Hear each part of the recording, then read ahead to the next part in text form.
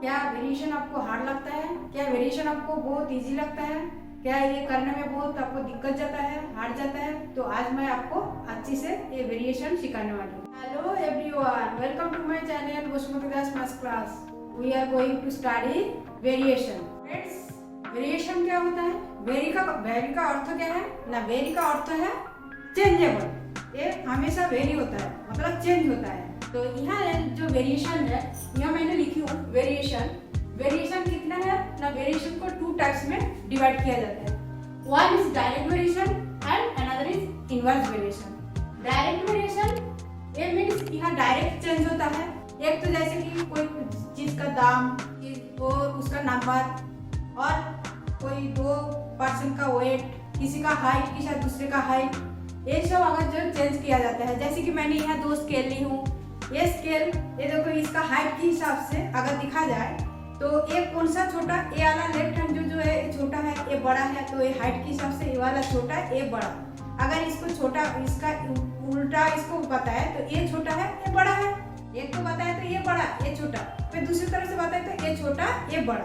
तो ये इसका वेट के हिसाब से भी अपन कंपेयर कर सकते हैं। तो जब हम इसका वेरिएशन करते हैं तो दो चीजों में इसका कंपेयर किया जाता है। जैसे हाइट के साथ हाइट का, ऐसे नहीं हाइट के साथ वेट का, वेट के साथ हाइट। ये को भी नहीं समझना फ्रेंड, ये गलत है। कॉन्सेप्ट एकदम अच्छे से लीजिए, और कॉन्सेप्ट जो है, कॉन्सेप्ट इज द पावर।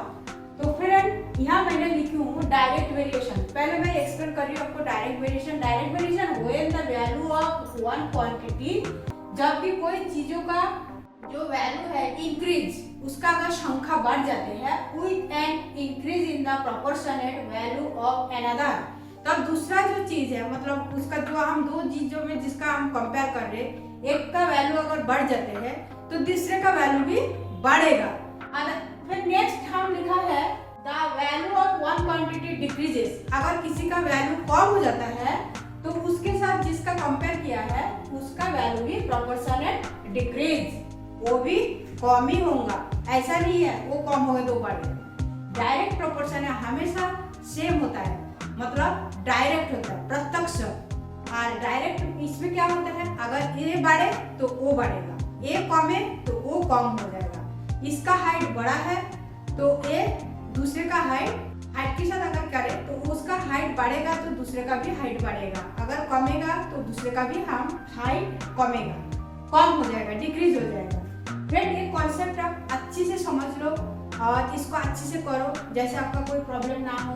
जैसे कि मैंने यहाँ एक एग्जांपल लिया हूँ, नंबर ऑफ पेन और अपन कॉस्ट ऑफ पेन। यहाँ रुपीज में देते हैं इसको, ये रुपीज में लिख देते।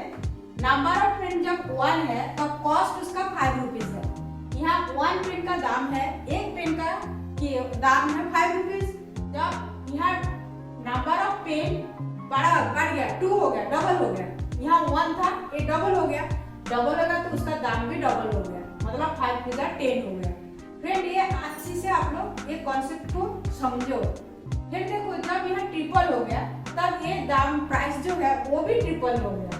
फिर इसका जब ये 4th टाइम हो गया तो उसका प्राइस भी 4th टाइम हो गया। मतलब जब दाम एक का डबल हुआ, दूसरे का दाम बढ़ गया, संख्या यहाँ 3 हुआ, ट्रिपल हुआ, उसका प्राइस भी, उसका दाम भी 3 गुना हो गया। जब 4 गुना हुआ उसका दाम भी 4 गुना हुआ। तो मतलब ये नंबर ऑफ पेन का संख्या बढ़ा, उसका दाम भी बढ़ते गया। अगर हम नंबर ऑफ पेन को हम x लेते हैं और कॉस्ट ऑफ पेन जो है इसका अपन y समझते हैं, तो इसका रेशियो क्या होता है फ्रेंड? रेशियो जो है ना, इसका वेरिएशन में, डायरेक्ट वेरिएशन में हमेशा मतलब कांस्टेंट रहता है। कांस्टेंट मतलब क्या है? स्थिर, ये कभी मतलब चेंज नहीं होगा। और इसका x और y जो है वो चेंज होता है। जैसे अपन ये नंबर ऑफ पेन का हमने x लिया, x का देखो संख्या बढ़ते गया, 1 2 3 4 ऐसा करके बढ़ते गया। फिर उसका प्राइस भी, ये कॉस्ट ऑफ पेन हमने y लिया तो इसका भी देखो कॉस्ट बढ़ते गया। ये 5 था, 10 हो गया, 15 हो गया, 20 हो गया, सो ऑन, आगे और ऐसे ही बढ़ते जाएगा। इसका अगर संख्या नंबर बढ़ेगा तो उसका प्राइस भी बढ़ेगा। फ्रेंड, तो ये आपका कॉन्सेप्ट क्लियर हो गया ना? तो हम इसको देखो, रेशियो इज इक्वल टू, ये क्या था 1/5। यहाँ देखो सेकंड में 2/10, 2/10 देखो 2 से कैंसिल हो रहा है, 2 1 जा 2, 2 5 जा 10, मतलब ये भी 1/5 हो रहा है। यहाँ भी 3 से कैंसिल करो, 3 1 जा 3, 3 5 जा 15, 1/5। 4 से कैंसिल करो, 4 1 जा 4, 4 5 जा 20, मतलब 1/5। तो ये 1/5 सभी में है, मतलब ये कांस्टेंट है। तो हम अगर इसका नंबर को x लेते हैं और कॉस्ट को हम y लेते हैं, तो हमारा वेरिएशन होता है y/x = k। k जो है कांस्टेंट, 1/5 जो है ये रेशियो हमेशा कांस्टेंट रहता है। दोनों में जो रेशियो रहता है वो हमेशा, रेशियो का अर्थ क्या है? अनुपात। ये अनुपात रेशियो जो है ये हमेशा कांस्टेंट रहेगा। और इसमें अगर y/x = k होता है, और अगर y को इधर ले लो तो x को इधर लेके जाओ तो वो x इसके साथ k के साथ मल्टीप्लाई हो जाता है, और k का वैल्यू हमेशा कांस्टेंट चेंज होगा हमारा y और x। मतलब y हमारे ये नंबर ऑफ पेन के साथ x लिया, इसको हमने x लिया, इसको हमने y लिया, तो ये x और y हमेशा वैल्यू, देखो x जब 1 था 5 था, जब 2 हो गया डबल हो गया, तो ये भी प्राइस डबल हो गया 10 हो गया। जब ये ट्रिपल हुआ इसका प्राइस भी ट्रिपल हो गया 15 हो गया। इसका जब 4th टाइम हुआ उसका प्राइस भी 4th टाइम होगा। तो यहाँ तक आप लोगों को अच्छे से क्लियर हो गया। अगर आपको समझ में आ रहा है तो मेरे चैनल को एक लाइक कर दीजिए, और आप लोग बेल आइकन को कभी प्रेस करने को नहीं भूलना, क्यों ना प्रेस नहीं करोगे तो आपको अगला जो अपडेट है वो आपके पास आएगा ही नहीं, तो मेरे वीडियो आते जाएगा पर आपको मालूम ही नहीं पड़ेगा। इसीलिए आप अच्छे से इसका मेरे चैनल को आप लोग सपोर्ट करो, ठीक है। आगे मैं करती हूँ आपका मैथ्स लेके डायरेक्ट वेरिएशन का कराती हूँ, फिर मैं इनवर्स का कराने वाली हूँ। यहाँ एक एग्जांपल है, if the cost of 4 mangoes is ₹60, what is the cost of 6 mangoes? Friend यहाँ बताया है कॉस्ट ऑफ मैंगो और नंबर ऑफ मैंगो। इसका जैसे यहाँ हम लिखते हैं नंबर ऑफ मैंगोज और नीचे लिखते हैं कॉस्ट ऑफ मैंगोज। तो फ्रेंड जब हमारा नंबर ऑफ मैंगोज 4 था तब हमारा कॉस्ट ऑफ मैंगोज क्या है 60। जब हमारा नंबर ऑफ मैंगोज ये 6 हो गया, मतलब ये बढ़ गया, तो इसका दाम भी हमें, एक कॉमन सेंस है, आप सोचो एक 1 मैंगो 4 मैंगो 60 रुपीज, तो 1 मैंगो क्या हुआ 4 से इसको डिवाइड करना है, 4 1 जा 4, 4 5 जा 15 रुपीज, 1 मैंगो 15 रुपीज। तो जब मैंगो का नंबर मतलब ये इसका संख्या बढ़ गया तो उसका प्राइस भी ऑब्वियसली बढ़ जाएगा। Friend clear? तो यहाँ हमें ये नहीं है, ये हमें फाइंड करना है। तो फाइंड करने के लिए हमें पहले क्या करना पड़ता है ना, हमें k फाइंड करना पड़ता है।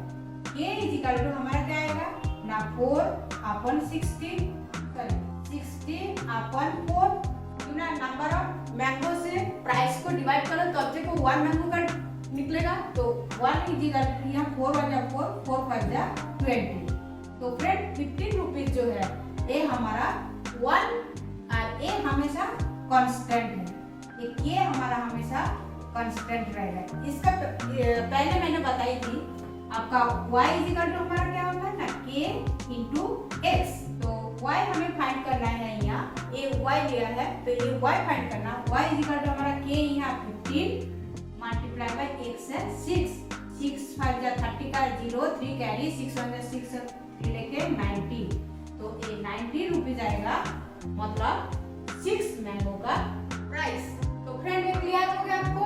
तो यहाँ क्या हुआ ना, ये डायरेक्ट वेरिएशन है। डायरेक्ट वेरिएशन में मैं इक्वेशन आपको बताई थी, y इक्वल टू हमारा होता है y/x इक्वल टू, ये ऐसे होता है y/x इक्वल टू होता है k, और k हमारा हमेशा कांस्टेंट रहता है। तो हमारा y equal to y left side में रहेगा और x इधर गया तो क्या हुआ, इसके साथ मल्टीप्लाई हो गया k इंटू x, फिर इसका हम वैल्यू पुट कर देते।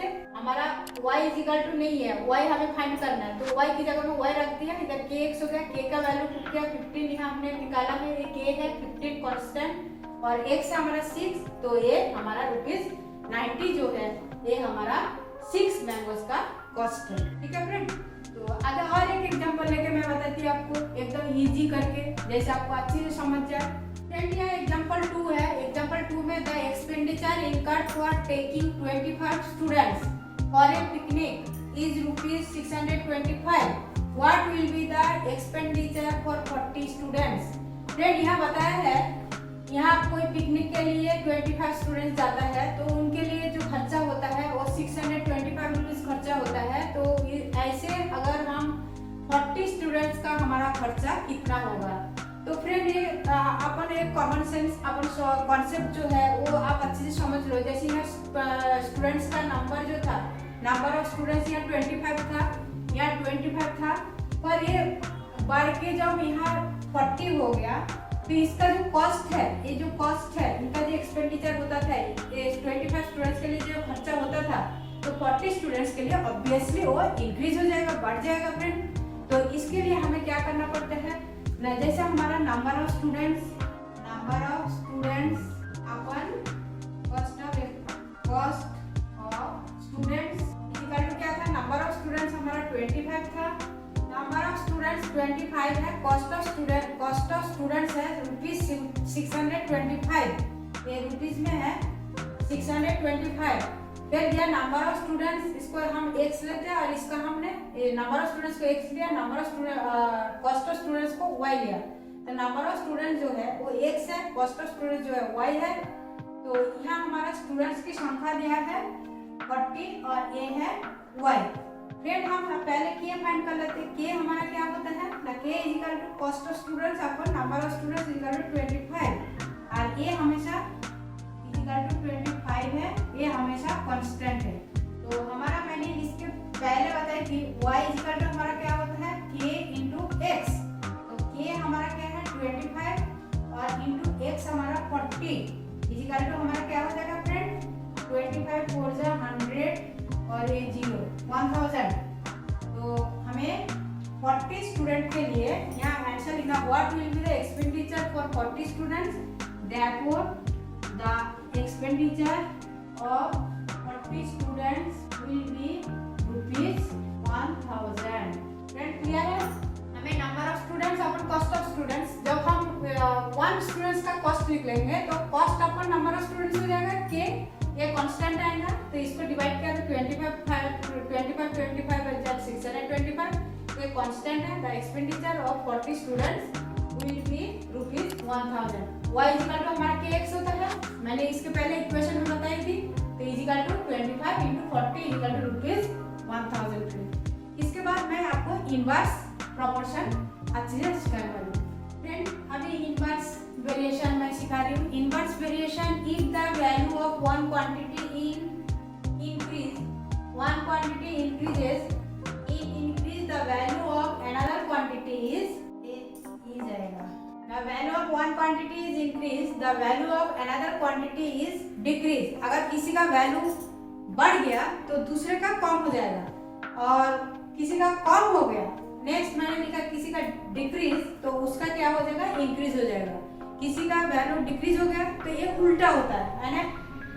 डायरेक्ट मतलब हमारा क्या है, डायरेक्ट मतलब प्रत्यक्ष एकदम डायरेक्ट होता है, इनडायरेक्ट ये इनडायरेक्ट होगा, मतलब इसका सॉरी इनडायरेक्ट नहीं, एक ऑपोजिट हो जाएगा। अगर इंक्रीज हुआ डिक्रीज होगा, डिक्रीज हुआ तो इंक्रीज होगा। फ्रेंड ये आपको अच्छे से कॉन्सेप्ट आ गया, समझ में आ गया, अच्छे से समझ में आ गया। तो मैं अभी एक एग्जांपल लेकर फिर से और एक बार मैं इसको एक्सप्लेन कर देती हूँ। If the value of one quantity is increase, the value of another quantity is decrease. अगर ए इंक्रीज हो गया दूसरा वाला डिक्रीज होगा, as well as the value of one quantity is decreased, the another value of another quantity is increased। मतलब ये हमेशा opposite होगा, एक इंक्रीज हुआ दूसरा डिक्रीज होगा, दूसरा डिक्रीज हुआ तो एक डिक्रीज हुआ तो दूसरा वाला इंक्रीज हो जाएगा। यह एक एग्जांपल लिया हो फ्रेंड, जैसे अब नंबर ऑफ वर्कर्स और नीचे डेज। कोई काम करने के लिए नंबर ऑफ वर्कर्स लगता है, नंबर ऑफ वर्कर्स यहाँ जब 30 वर्कर्स एक काम करता है तो अब उसको 4 डेज लगता है। जब 20 वर्कर इसमें काम करता है तो उसको 6 डेज लगता है, और जब 15 वर्कर काम करता है तो उसको 8 डेज लगता है।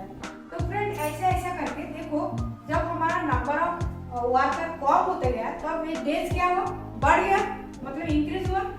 यहाँ देखो और कम हो गया, यहाँ डेज और बढ़ गया, तो मतलब हमारा यहाँ ऑपोजिट हो रहा है, नंबर ऑफ वर्कर्स कम हो रहा और नंबर ऑफ डेज इंक्रीज होते जा रहा है। यहाँ 4 था 6 था, यहाँ 8 हो गया, यहाँ 30 था, कम होते होते 20 हो गया, फिर 15 हो गया, तो यहाँ डेज बढ़ गया, मतलब ये इंक्रीज, ये डिक्रीज हुआ और ये इंक्रीज हुआ।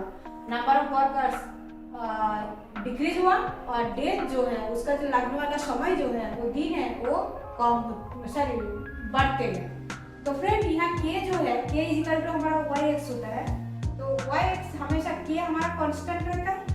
के कांस्टेंट मतलब ये हमेशा हमारा कांस्टेंट है।